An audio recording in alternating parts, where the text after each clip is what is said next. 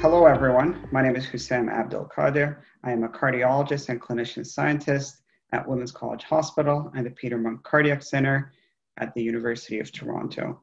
I want to start off by thanking the CCS for the opportunity to speak on the important topic of cardio-oncology, and want to thank the attendees for taking the time to listen to us today. My name is Dinesh Stavendranathan. I'm a cardiologist at the Peter Munk Cardiac Center, an associate professor of medicine at the University of Toronto, and I'm the director of the Ted Rogers program in cardiotoxicity prevention. I want to thank CCS for the opportunity as well. So today we're speaking about the field of cardio-oncology. This is a field that's becoming more and more familiar to many of you who are watching. Cardio-oncology is still relatively a young field, but over the past 10 years especially, we have had an exponential increase in cardio-oncology programs, perhaps with the increasing need to care for patients who develop cardiovascular disease and have cancer as well. One of the things that we have learned in the field of cardio-oncology is that the cancer care of patients has gone beyond just academic centers, and cancer care is occurring everywhere in the province. So when patients develop cardiovascular disease, it is important that most cardiologists should be able to provide sound advice to the oncologist and help guide management. So I think the cardio-oncology, instead of being just a specialized area, I think it should be a core competency for a general cardiologist. Hussam, I would love your thought on this. Dinesh, I couldn't agree more. I think one of the things that attracted me to cardio-oncology is that it's challenged me in every aspect of being a good general cardiologist. You know, I think every cardiologist will have to deal with cancer patients. We estimate that 1 in 4 Canadians will get cancer in their lifetime, and thankfully 2/3 of these people will go on to be considered long-term survivors. Just by pure chance, as cardiologists, we will have to deal with cardiovascular disease in someone who has survived cancer, and it's important that we consider whether their cancer or their treatment contributed to the cardiovascular disease that we're dealing with. And then we will increasingly deal with people who develop cardiac disease while they're being treated for their cancer. And this is sort of where we have to step beyond the traditional thinking of LV dysfunction as the bread and butter of cardio-oncology. Because in addition to just the LV dysfunction that happens from cardiomyocyte death from chemotherapy, we have autoimmune myocarditis, which requires us to kind of pull from what we learned from our advanced heart failure rotations about treating advanced acute cellular rejection. We also have to think about the other forms of cardiac disease. So a lot of cancer treatments, as well as radiation therapy, promote accelerated coronary disease. And then the coronary disease that it develops can involve patterns with multiple vessels, difficult lesions that are more challenging to treat. Have to put on our EP hats because many cancer treatments will cause QT prolongation and can promote arrhythmias. And some of the newer targeted medications are also well recognized to cause atrial fibrillation. We even have to think about valve disease from things like radiation or carcinoid heart disease. Some treatments also cause pulmonary hypertension. So we really have to think about every aspect of being a cardiologist.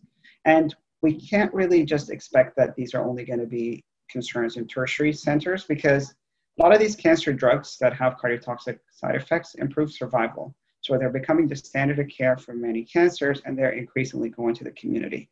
So regardless of practice, what field of cardiology you do, you're likely going to have to deal with cardio-oncology. So this is assessment of left ventricular function in patients receiving cancer therapy, ECG monitoring for QT, and troponin elevations. And to some degree, one of the concerns is that we are identifying perhaps clinical and subclinical cardiovascular disease in patients with cancer, but what's the long-term impact of this? This is really important disease. How should we be managing it, and how should we be following these patients? I think it's an area that is unexplored in the area and a key issue in the area. I would love your opinion on that too.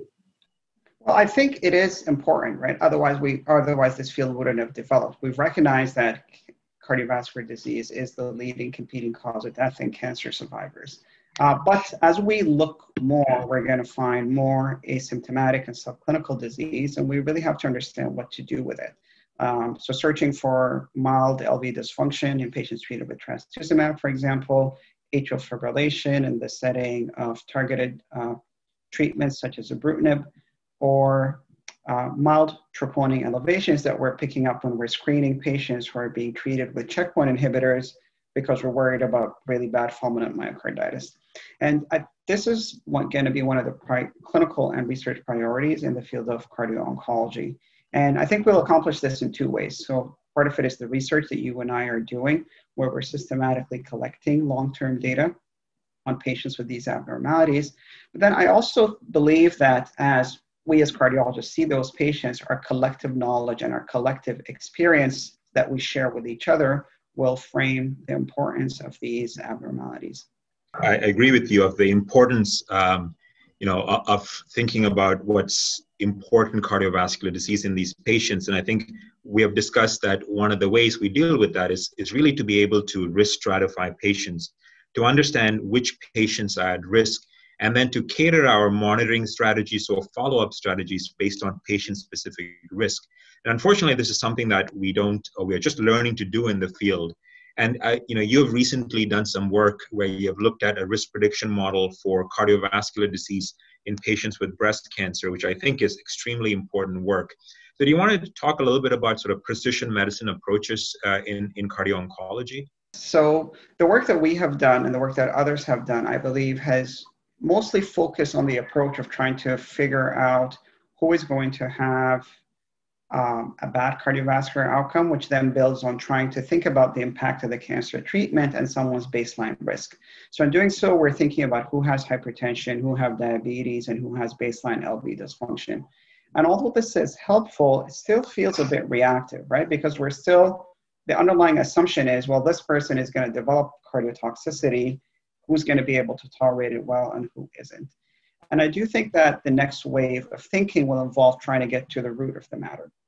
Oncologists always teach us that cancer is a genetic disease, and therefore the treatment of cancer is increasingly focused on trying to target specific cellular, molecular, or specific physiologic pathways. And I do think within cardio-oncology, we're going to have to think in a similar manner, where we're going to have to understand what are the genetic tendencies that predispose some patients to getting anthracycline toxicity and not others?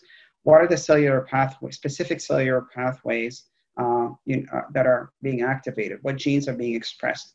What RNA is being transcribed? And I think we are going to have to take these factors and trying to determine who is at risk for developing cardiotoxicity or who is on their way to developing cardiotoxicity so that we can intervene earlier.